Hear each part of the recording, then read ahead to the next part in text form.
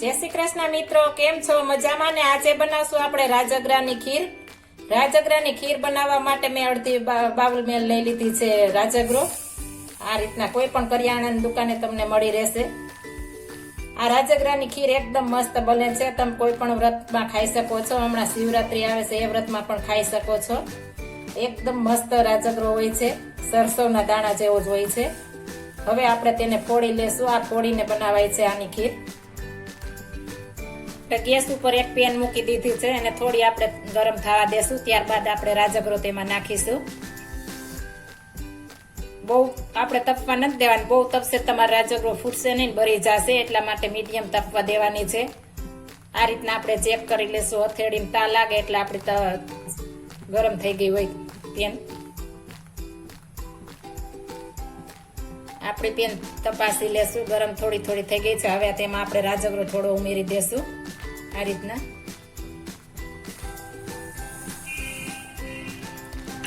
ત્યારબાદ તેને આપણે કવર કરી દેશું, ઢાંકી દેશું. આ રીતના એકદમ મસ્ત ફૂટી જાય છે રાજગરો. ખીર પણ ખીર બને છે.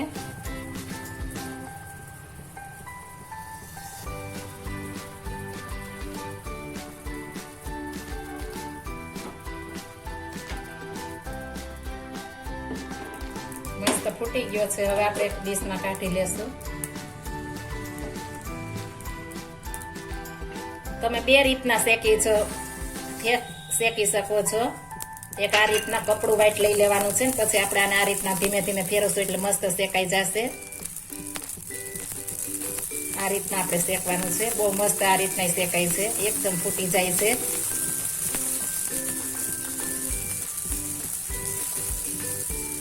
આ તમે મુખવાસમાં પણ નાખી શકો છો. પચરંગી મુખવાસ બનાવવા માટે પણ કામ આવે છે. હવે આ રીતના આપણે બધી શેકી લેશું.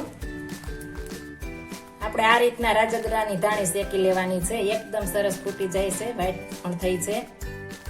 આ રીતના બધી શેકી લીધી છે મેં. હવે તેનો આપણે ખીર બનાવશું.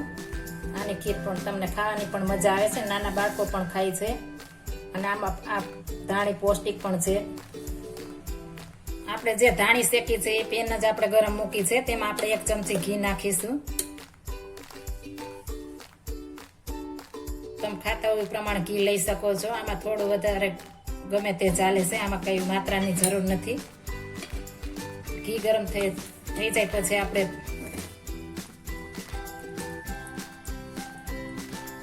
આપણું ઘી ગરમ થઈ ગયું છે. હવે તેમાં આપણે દૂધ ઉમેરીશું. મેં 1 બાઉલ ફૂલ ફેટ દૂધ લીધું છે. આમાં ઉમેરી દેશું.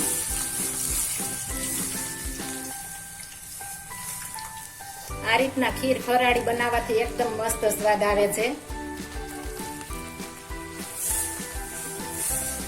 આ દૂધને આપણે થોડી વાર ઉકળવા દેશું.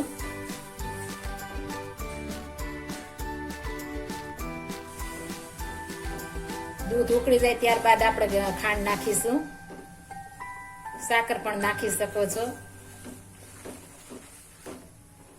આ રીતના ફરાળમાં એકદમ મજા આવે છે ખાવાની, સૂકી ભાજી સાથે પણ. હવે તેમાં આપણે ખાંડ ઉમેરી દેશું. આપણે દૂધ પાકવા દેવાનું છે. મેં અડધી વાટકી ખાંડ લીધી છે, અડધી વાટકી રાજગરો લીધો હતો તે. તમે તમારી રીતના લઈ શકો છો.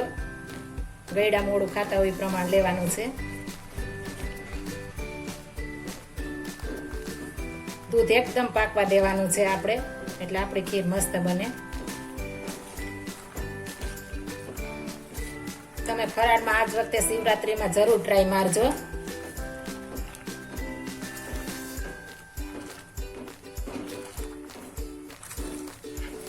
આ રીતના એકદમ આપણે પાકવા દેશું.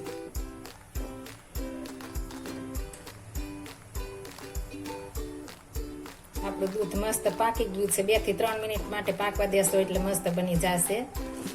હવે તેમાં આપણે ધાણી થોડી છે તે ઉમેરી દેશું.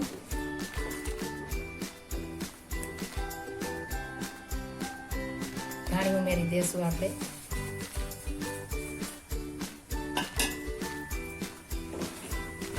આ રીતના આપણે થોડો ગેસ ધીમો કરી નાખશું. જો આ ધાણી ફોડીને તમે ખીર બનાવશો તો તમે રાજગરાનો શીરો પણ નહીં બનાવો, એટલી મસ્ત ખીર બને છે. વૃદ્ધ માણસો પણ ખાઈ શકે છે. એકદમ સોફ્ટ થાય છે આ ખીર. અને ધીમા ગેસ ઉપર 3 થી 4 મિનિટ આપણે ઢાંકીને રહેવા દેશું.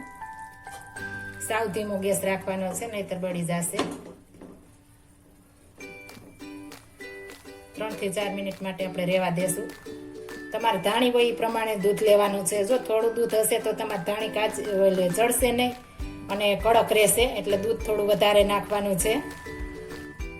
હવે આપણે ખીર જોશું. મસ્ત ચડી ગઈ છે. આ રીતના ખાવા દેવાની છે. મસ્ત ખીર બની ગઈ છે. તમે શીરો પણ ભૂલી જશો એટલી મસ્ત ખીર બનશે રાજગરાની. હવે આપણે એક બાઉલમાં કાઢી લેશું આને. આપણી ખીર બનીને તૈયાર થઈ ગઈ છે. એક બાઉલમાં કાઢેલી છે. હવે તેમાં આપણે ઉપરથી ઘી નાખીશું. દેશી આપણી ગાયનું ઘી. આ રીતના ઘી નાખીને સર્વ કરવાની છે.